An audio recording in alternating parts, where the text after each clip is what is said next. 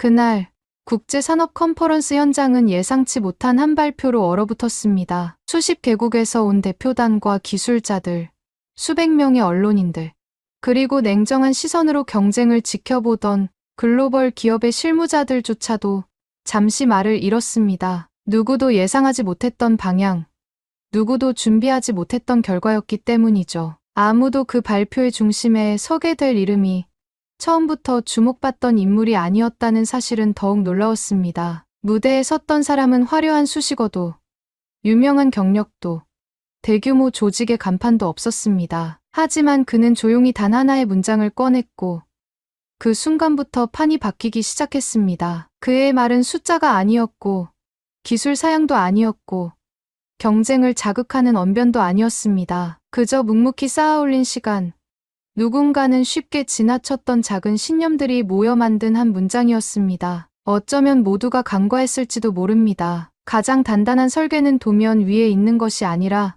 사람이 사람을 향해 쌓아온 믿음 속에 있다는 것을요. 그리고 그 믿음 하나가 한순간에 공기를 바꾸고 흐름을 뒤집고 새로운 미래를 가능하게 만들었습니다. 지금부터 그 사람의 이야기를 들려드리려 합니다. 끝까지 들으신다면 당신도 곧 알게 될 겁니다. 어떻게 한 사람의 말이 전 세계를 움직이는 시작이 되었는지, 그리고 그 시작이 어떻게 하나의 약속에서 비롯된 것이었는지를. 잠깐 여러분 그거 아세요? 여러분의 구독, 좋아요, 알림 설정은 저에게 가장 큰 힘이 됩니다. 클릭 한 번으로 제게 큰 힘을 주시길 바라요. 저는 박지훈입니다. 33살이고 경기도 하남시 미사에 살고 있습니다. 한국수력원자력, 그러니까 한수원에서 일하고 있는 원자력 엔지니어예요. 제가 일하는 부서는 흔히 말하는 설비 운영팀입니다. 정기 점검, 유지 보수, 그리고 매뉴얼 정리 같은 일들이 저희 주요 업무입니다. 말이 좋아 엔지니어지. 사실상 서류 더미와 씨름하고 자재번호 외우는 게 일상이죠. 아버지는 박영호라고 합니다. 지금은 은퇴하셨지만 저 어릴 적엔 항상 작업복을 입고 퇴근하셨어요. 손에 늘 검댕이 묻어 있었고 주말에도 전화기 붙잡고 해외 기술자들과 통화하시느라 바쁘셨습니다. 그분이 원자력 분야에서 일한 건 거의 30년이 넘습니다. 어릴 땐 그저 바쁜 아버지였지만 제가 고등학생 때 UAE 바라카 원전 수출이 확정됐을 무렵부터 달라 보였습니다. 그날은 아직도 기억에 선명하게 남아있어요. 사막처럼 건조한 겨울날이었는데 퇴근한 아버지가 갑자기 울먹이면서 그러셨어요. 지훈아, 한국 기술이 이제 세계 무대에 섰다. 언젠가는 이 기술로 유럽 한복판에 태극기를 꽂을 날도 올 거야. 그땐 내가 그 자리에 있으면 좋겠다.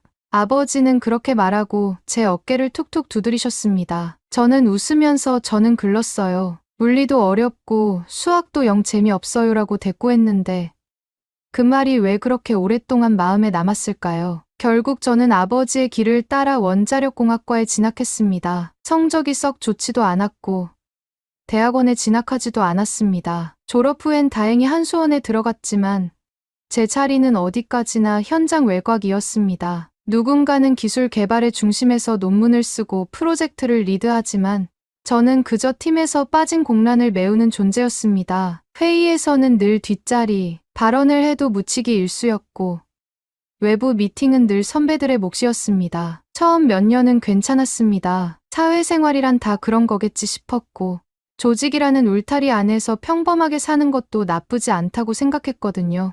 그런데 이상하게 해가 갈수록 자꾸만 허전해졌습니다. 퇴근 후 혼자 편의점에서 컵라면을 먹다가 문득문득 아버지의 마치 앞날을 예언이라도 하는 듯한 의미심장한 말씀이 떠올랐습니다. 유럽의 심장에 기술을 꽂을 날이 올 거야. 그 말이 마치 제 목을 조이듯 들려왔습니다. 나는 지금 그 어디쯤 와 있는 걸까? 가족은 저와 아버지, 어머니 셋이서 살고 있습니다. 어머니는 교사 출신이시고 은퇴 후엔 미술 동호회에서 소소한 취미 활동을 하십니다. 우리 집은 굉장히 조용합니다. 세 식구가 다 자기 일에 몰두하는 편이라 식사 자리도 짧고 대화도 많지 않아요. 그런 분위기 속에서 저도 스스로를 점점 감췄던 것 같습니다. 속마음을 털어놓을 친구도 많지 않았고 직장에서는 더더욱 그랬죠. 그런 제가 갑자기 세간의 주목을 받게 된 건 사실 우연에 가까웠습니다. 본사에서 체코 신규 원전 수출 관련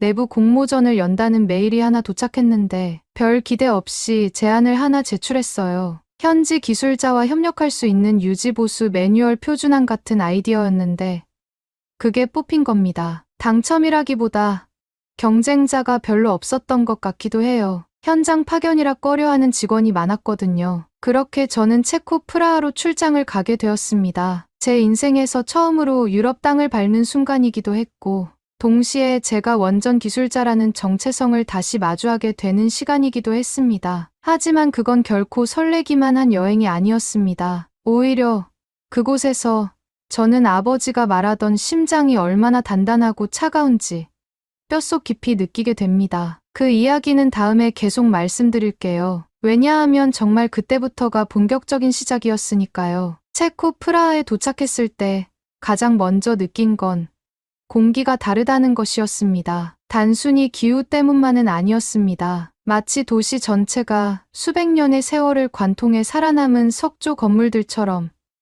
견고하고 낯선 기운을 풍기고 있었어요. 공항에서 내려 호텔까지 가는 길, 버스 창밖으로 스치는 골목과 광장들을 보면서 저는 어쩐지 자신이 낯선 세상에 던져진 느낌을 받았습니다. 기대와 설렘은 잠시였고 바로 다음 날부터 저는 아주 단단한 현실과 마주하게 되었습니다. 저희 팀은 한수원을 비롯해 건설사, 기자재 회사 등으로 구성된 이른바 팀코리아였고 체코 두코반이 원전 수출을 위한 프레젠테이션과 현지 실사 지원을 위해 파견된 인력이었습니다. 저는 말 그대로 보조 인력이었고 저를 포함한 몇몇은 기술 자료, 정리, 통역 보조, 현장 응대 등을 맡고 있었어요. 단순한 보조 역할일 뿐이라 생각했어요. 그런데 곧 그마저도 버텨내기 힘든 싸움이라는 걸 알게 되었죠. 가장 먼저 부딪힌 건 언어의 벽이었습니다. 영어는 기본이고 체코어까지 등장하니 회의 중간중간 제가 이해하지 못하는 말들이 오갔고 그럴 때마다 저는 수첩에 조용히 단어들을 적어가며 뜻을 찾아야 했습니다. 하지만 언어보다 더 높은 벽은 인식이었습니다. 현지 기술자나 행정 담당자들이 한국팀을 바라보는 시선은 분명히 달랐습니다. 프랑스 EDF나 미국 웨스팅하우스 팀이 들어올 땐 미소를 짓고 악수를 청하던 사람들이 저희가 들어서면 굳은 표정으로 서류를 받아드는 겁니다. 회의 테이블에 앉았을 때 저는 거의 말이 없었습니다. 제 의견이 반영될 일도 누군가 저에게 질문을 던질 일도 없었어요. 어느 날은 회의실 바깥에 서서 기다리는데 체코 현지 엔지니어 한 명이 동료와 속삭이듯 이런 말을 하는 걸 들었습니다. 한국팀은 기술 말고는 보여줄 게 없어. 경험도 신뢰도 부족해. 그 말을 듣는 순간 마음속에 뜨거운 무언가가 올라왔습니다. 내가 열심히 공부하고 선배들이 몇십 년간 쌓아온 기술을 그렇게 가볍게 무시하다니. 가슴이 뜨거워졌지만 결국 아무 말도 하지 못했어요. 제겐 그들을 설득할 만한 단 하나의 무기도 없었으니까요. 그날 밤 호텔방으로 돌아와 침대에 앉아 있었습니다. 창밖에는 체코의 오래된 건물들과 현대식 빌딩이 섞여 있는 도시 야경이 펼쳐지고 있었어요. 저는 캐리어를 열고 아버지가 챙겨준 노트를 꺼냈습니다. 낡은 노트에는 붉은 잉크로 빼곡히 적힌 메모들과 스케치, 그리고 작은 부품 도면들이 들어 있었습니다. 해외 고객은 기술을 사는 게 아니라 신뢰를 사는 것이다. 신뢰는 현장에 대한 이해에서 시작된다. 아버지의 글씨를 보면서 저는 제가 할 수 있는 게 무엇인지 곰곰이 생각해봤습니다. 저에겐 화려한 말솜씨도 프레젠테이션 실력도 없었습니다. 하지만 기술서와 도면을 분석하고 실제 운용 방식에 맞춰 매뉴얼을 조정하는 건 제가 가장 자신 있는 일이었습니다. 그 다음 날부터 저는 회의가 없는 시간마다 자료실에 앉아 기존의 유지보수 매뉴얼과 체코 측 기술 기준서를 비교하며 틀린 점과 개선 가능한 부분을 정리하기 시작했어요. 그 작업을 혼자서 하다 보니 밤을 새운 날도 많았습니다. 어느 날은 체코 기술자 한 명이 제가 회의실 구석에서 정리한 문서를 우연히 보게 되었고 관심을 보였습니다. 이거 우리 설비 기준을 반영한 건가요? 그 질문을 시작으로 저는 그와 자연스럽게 대화를 나누게 되었고 유지보수 시스템의 세부적인 구조에 대해 의견을 교환할 수 있었습니다. 조금씩 변화가 생겼습니다. 기술자들 사이에서 제 매뉴얼이 회람되기 시작했고 몇몇은 저에게 추가 자료를 요청해 오기도 했습니다. 그런 순간들이 하나둘 쌓이면서 저는 제 존재를 조금씩 드러낼 수 있었어요. 어느 날은 아예 체코 기술팀의 세미나의 발표자로 초대되기도 했습니다. 제 발표는 완벽하지 않았지만 현장의 문제를 함께 고민한 흔적들이 있었기에 사람들은 진심을 느껴주었던 것 같습니다. 하지만 그 무렵부터 상황은 다시 복잡해졌습니다. 미국의 웨스팅하우스가 체코 반독점 당국의 한국 기술이 자사의 지식재산권을 침해했다는 의혹을 제기하면서 모든 논의가 잠정 중단되었습니다. 팀 전체가 얼어붙었습니다. 일부 언론은 한국 기술은 검증되지 않았다는 보도를 쏟아냈고 회의석상에서는 전면 재검토라는 말까지 나왔습니다. 그동안 쌓아온 신뢰가 순식간에 무너지는 것 같았습니다. 팀 내부에서도 분위기는 좋지 않았습니다. 위쪽에서는 책임 소재를 따지기 시작했고 몇몇은 우리 같은 기술팀에 책임을 돌리는 눈치를 보였습니다. 저도 견디기 힘들었습니다. 밤마다 호텔방에 틀어박혀 TV도 켜지 않은 채 앉아 있었습니다. 그 와중에 어머니에게 전화가 왔고 통화 중간에 눈물이 터지고 말았습니다. 엄마, 아버지가 말한 유럽의 심장이라는 게 이렇게 차가운 줄은 몰랐어요. 한참을 말없이 계시던 어머니가 조용히 꺼낸 그 말. 그게 제 마음을 완전히 뒤집어 놓았습니다. 지훈아, 그 심장을 따뜻하게 만드는 것도 사람이야. 기술이 아니라 사람이. 그 말을 듣고 저는 문득 아버지의 목소리를 떠올렸습니다. 신뢰는 현장에서 시작된다. 저는 죽기 살기로 이를 악물고 포기하지 않기로 했습니다. 다시 노트를 열고 체코 측의 새로운 제안을 준비하기 시작했습니다. 단순한 기술 수출이 아니라 현지 대학과 협업해 기술자를 직접 양성하고 설계 단계부터 공동 참여하는 현지화 통합 모델을 만들자는 아이디어였습니다. 이 모델은 단순히 종이에 그려진 계획이 아니라 우리가 함께 미래를 운영해 나가는 파트너라는 메시지를 담고 있었습니다. 지금 생각해보면 그때가 제 인생에서 가장 뜨거웠던 시간이었습니다. 모두가 흔들리는 와중에도 저는 아버지의 손때 묻은 기술 노트 한 권을 붙잡고 다시 한 발짝 내딛었습니다. 그때는 몰랐어요. 그 작은 노트가, 그리고 그 작은 용기가 결국 다음 장의 반전을 만들게 될 줄은. 프라하에서의 시간은 길게 느껴졌습니다. 처음 며칠은 낯설었던 거리와 풍경이 조금씩 익숙해지고 카를교와 불타바 강변을 따라 걷는 길도 이제는 자연스럽게 느껴졌습니다. 하지만 정작 가장 중요했던 일, 그러니까 체코 두코바니 원전 수출과 관련된 프로젝트는 여전히 미묘한 긴장감 속에 진행되고 있었습니다. 겉으로 보기엔 협상이 순조로워 보였지만 내부적으로는 예측할 수 없는 변수들이 계속 튀어나오고 있었습니다. 미국과 프랑스 팀은 마치 체코라는 나라 전체를 이미 오래전부터 알고 있었던 사람들처럼 행동했습니다. 자국 대사관과의 연계, 언론 플레이, 정부 고위 관계자와의 사적인 만남들까지 모든 게 치밀하게 짜인 시나리오처럼 움직이고 있었어요. 반면 저희 팀은 뭔가 늘 한 발짝 느린 느낌이었습니다. 당연히 기술력은 자신 있었지만 외교와 로비, 언론 전략 같은 부분에서는 익숙하지 않았습니다. 특히 체코 언론에서 한국 기술에 대해 반복해서 의문을 제기하면서 분위기는 점점 불리해졌습니다. 그럴수록 저희 팀 내부의 피로감도 커졌습니다. 한수원 본사에서 파견된 선배들은 점점 날이 서 있었고 회사 간 협업에서도 서로의 입장차로 갈등이 생기기 시작했어요. 저는 어느 한쪽에도 완전히 속하지 못한 채 그 사이에서 가교 역할을 하며 하루하루를 버텨야 했습니다. 새벽에 이메일을 쓰다 그대로 책상에 엎드려 잠든 날도 있었고 현지 기술자들과 도면, 해석을 두고 다투다 서로 얼굴을 붉힌 날도 있었습니다. 하루는 프라하 교회의 작은 연구소에서 현지 기술진들과 회의를 하던 중 예상치 못한 일이 벌어졌습니다. 제가 작성한 유지보수 계획안을 놓고 격론이 벌어졌는데 한 체코 기술자가 이렇게 말했습니다. 당신들 기술이 뛰어난 건 알겠어요. 하지만 우리는 당신들과 일하면서 신뢰를 얻지 못했습니다. 그 말을 듣고 순간 숨이 턱 막혔습니다. 기술보다 중요한 게 신뢰라는 걸 저는 그 순간 처음으로 실감했습니다. 그날 밤 저는 숙소로 돌아와 멍하니 침대에 앉아 있었습니다. 머릿속엔 자꾸 아버지의 말이 떠올랐습니다. 기술은 아무리 완벽해도 그걸 움직이는 사람의 진심이 없으면 소용없다.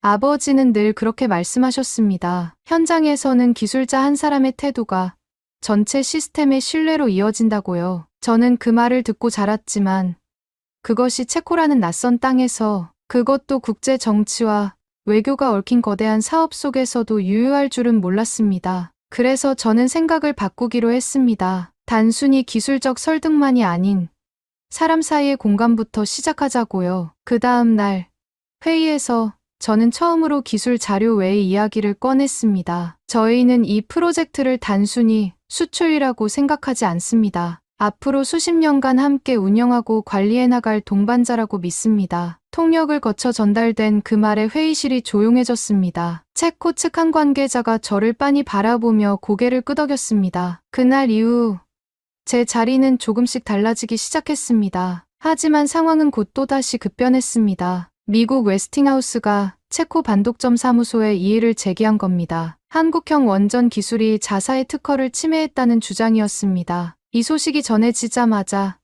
체코 내 여러 언론은 기다렸다는 듯이 한국을 향한 의심의 시선을 쏟아냈습니다. 신뢰할 수 없는 기술인가? 한국형 원전.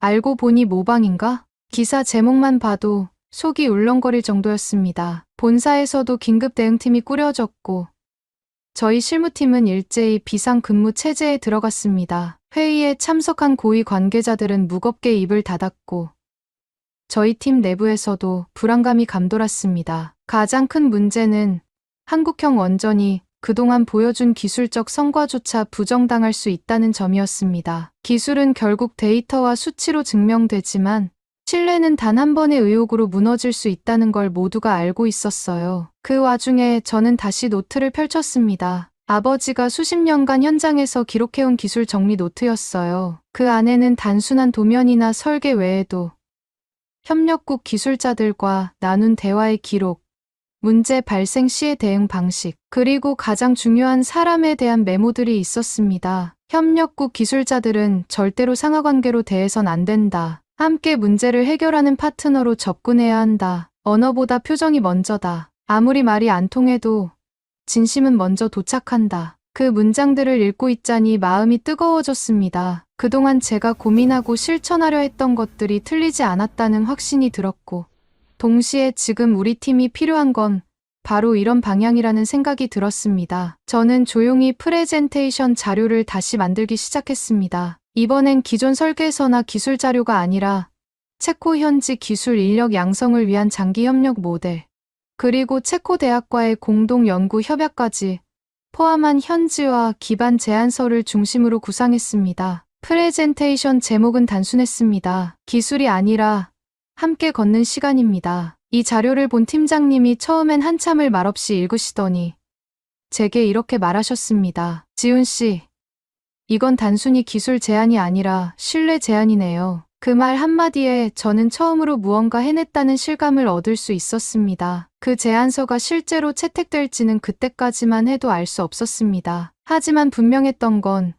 그날 이후부터 우리 팀 내부 분위기가 바뀌기 시작했다는 점입니다. 각기 흩어졌던 기업들이 하나로 뭉쳤고 저마다의 방향성을 공유하기 시작했어요. 체코 측 인사들과도 대화가 늘었고 언론의 시선도 조금씩 달라지기 시작했습니다. 사람들은 묻곤 했습니다. 그때 무서웠나요? 정답은 무서웠습니다. 그 어떤 위기보다. 하지만 동시에 그렇게 간절하게 싸웠던 시간은 제 인생에서 가장 살아있다고 느꼈던 순간이기도 했습니다. 그리고 아직 저는 몰랐습니다. 그 마지막 한 고비가 얼마나 거대한 반전을 만들어낼지. 그 이야기는 이제 막 시작되는 중이었습니다. 그날 아침 프라하 시내에는 옅은 안개가 내려앉아 있었습니다. 마치 도시 전체가 숨을 죽이고 무언가를 기다리고 있는 듯한 분위기였습니다. 저도 그날은 유난히 일찍 일어나 창밖을 바라보았습니다. 체코 반독점 사무소의 발표가 예정된 날이었고